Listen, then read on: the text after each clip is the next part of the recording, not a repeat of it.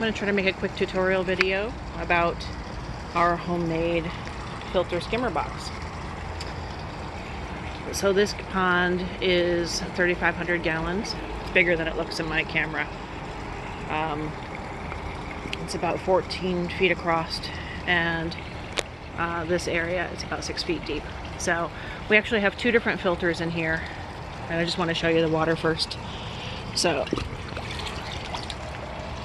this is the water. So this is the water on white, so you can see. It's not absolutely totally clear, it's more like a healthy pond color. So, just want to show you. Alright, so, put it back.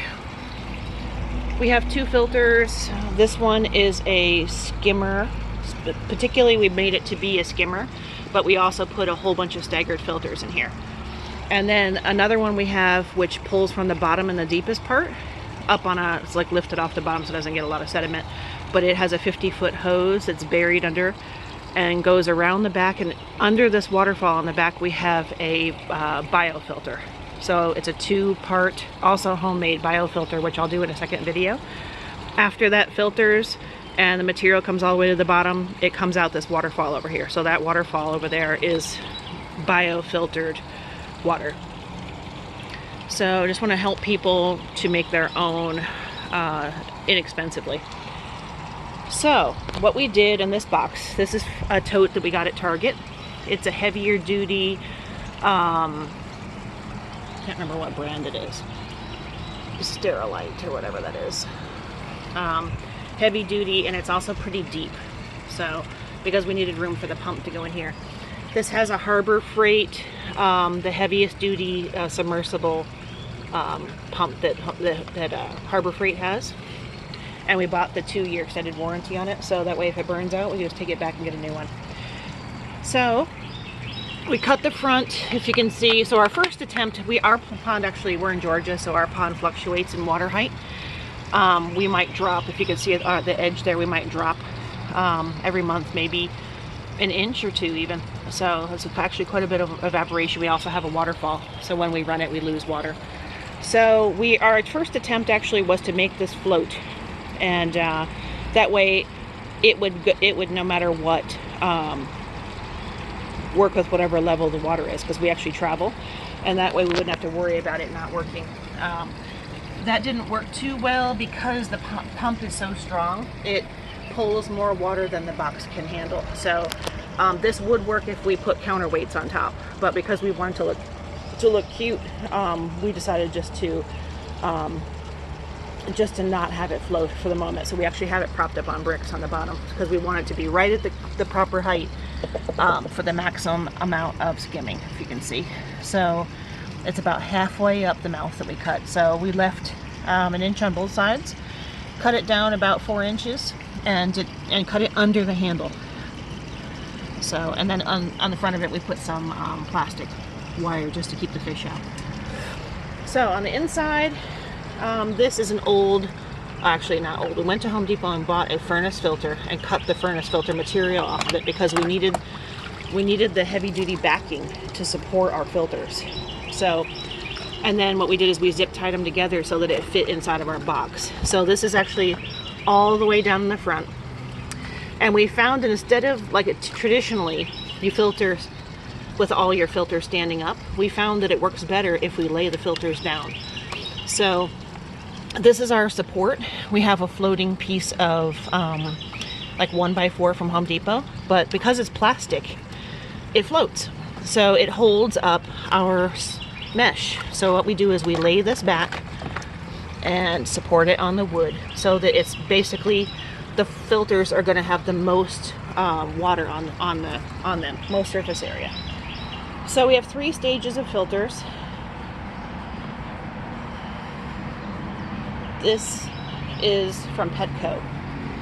So this is the one that they sell rolled up like this in a bag. I don't remember how much it was. I think it was like $10 for 2 pieces. And we actually have decided to keep this, and we still use it because We bought, I'll explain in a second, but this is like the best fine filter that we found. So we put this in first. So I just rinsed it all off. We do this every 2 days. What I do is I just lay it on the water like this. Lay them back. Okay? So make sure this is all the way down. Then the next one is, I bought this on Amazon. It's 12 inches wide and I think 72 inches long. It was $20 for a roll. And we just cut it. And this is the next. So we stagger them. Again, putting them so they're all the way forward. Okay? And then this is the, got a little hunk of this. This is the finer. This is a medium. So this one was the fine. And this one is a more coarse. They're from the same Amazon seller. This one also I think I paid $20 for. So this one I just lay on top like this. So goes all the way in the box. Okay, like that. So that's 3 layers. All of this filter material was about $50 and all of it is washable. All we do is take it out and rinse it. There's nothing to throw away. And we just rinse it really, really well. And I actually rinse it over 5-gallon buckets so that I can water my plants with the water because the water is so healthy. We actually have an aquaponics system that we're putting right here, and we have a very elaborate garden over there, so I water the plants with it. So, okay, so I take the brick and I put it in the front because I want to push this all the way down to the bottom. And actually I'm feeling, yes, I have everything to the front. So put the brick on there to hold it, just basically to hold it there. So normally I would put the cover on here, but I'm just going to show you how it runs. So we have everything in a power strip. So I just turn the power on. Immediately starts sucking. And it starts skimming. Let's see if you can see the stuff coming to the box.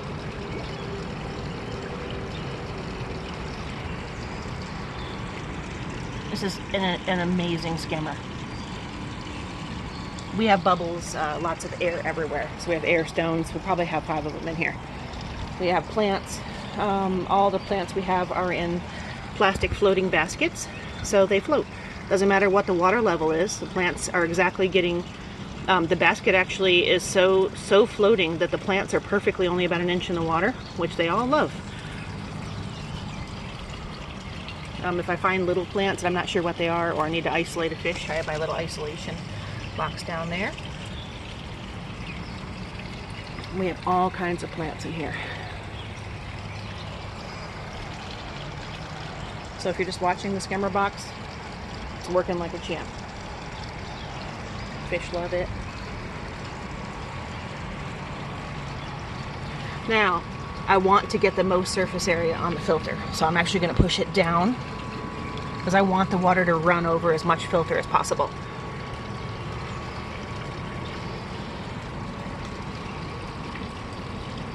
And when we first put this in here, we actually, our water was dirty. So what we did is we dropped it more here. We took the brick out and had it down more in the water and really ran it through the filters. Now that it's more clean, we lifted it back up so it's more in a skimming position. But that's what's great about this too. If your water is really dirty and you need to ramp up your filtering, you just drop it and it'll start sucking way more water in. So this is to put the top back on. Awesome. Hard to do with one hand. So there it is. And our goal is to, we're actually putting an aquaponics bed on top of this, and we're going to put AstroTurf on this one and put some, just set basically like some kind of a big plant right here, so it'll just hide the box. So when it's all said and done, you won't really see it that much. But you can see it's actually pulling the air bubbles in. It's working so well. So there you go. I hope this helps somebody, and I'm going to do a second video explaining the biofilter that we have in here.